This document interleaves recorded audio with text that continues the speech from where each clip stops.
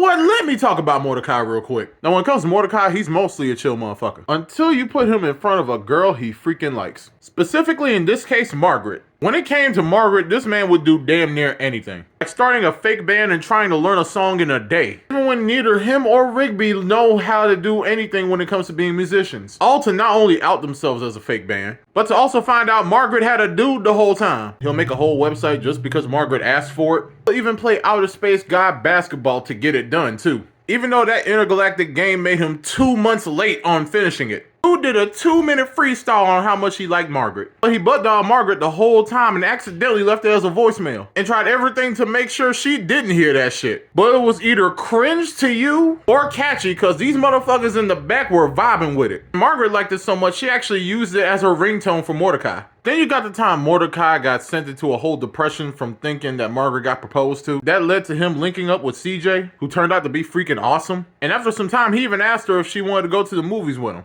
It turns out dude was just her cousin and she was excited he got a new prosthetic leg. And it led to Mordecai asking Margaret to the movies instead. Forgetting about CJ in general while caught in 4K by her. To be fair to him, he did tell her he wasn't interested in dating, but he didn't tell her about Margaret either. This man had one bad kiss with Margaret because of his freaking breath. This led to Rigby using a time machine to help him out. The younger Mordecai ended up finding out what happened and it's sketchy of the older version of him helping him out. His younger self said, bro, you already fumbled the bag, but now you gave me this tip, it's my turn now. After a long ass talking stage, Mordecai finally found the nerve to ask Margaret to be his girlfriend, but unfortunately she got accepted to a university, so she had to leave. This led him down a deep depression that no one could get him out of. But one day while doing laundry, he realized Margaret's sweater was mixed in with it. He proceeded to sniff that shit, and then it was like simp cocaine. This led to a non-stop 20-hour drive of this man trying to get her sweater back to her at her university. And when Rigby rightfully called him out on this, like, bro, you are crazy as hell, he kicked him out the car and kept going. His simpery in this episode was so strong, it manifested itself through Margaret's sweater and his clothes. It became something that looked and sounded like her in order to goad him into getting that sweater to her.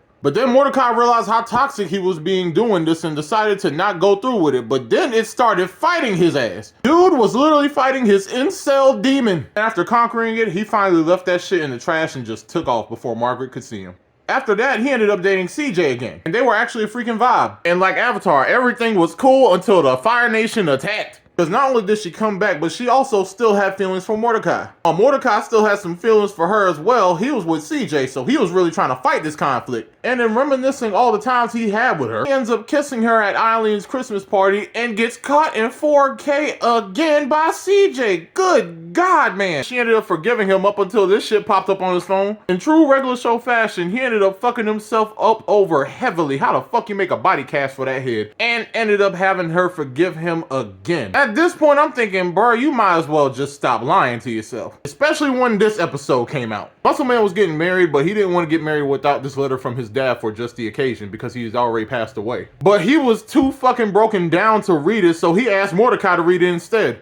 So he read it and did it justice to Muscle Man, and it made him happy as hell. But then, after reading the contents of it, this man used the wedding altar as his own personal soapbox to basically talk about how he doesn't know who his soulmate is, and to essentially dump CJ at the freaking altar. And man, I don't know what's worse, the fact that he dumped her at the altar or the fact that he dumped her at an altar that's not even his, with everyone, including Margaret's ass, being a freaking witness. Craziest thing is, he never ends up with her. In the epilogue of the series, he ends up with this random bat chick. Dude fumbled the bag with CJ every chance he got, all for Margaret, a girl he didn't even end up with. What the fuck, man?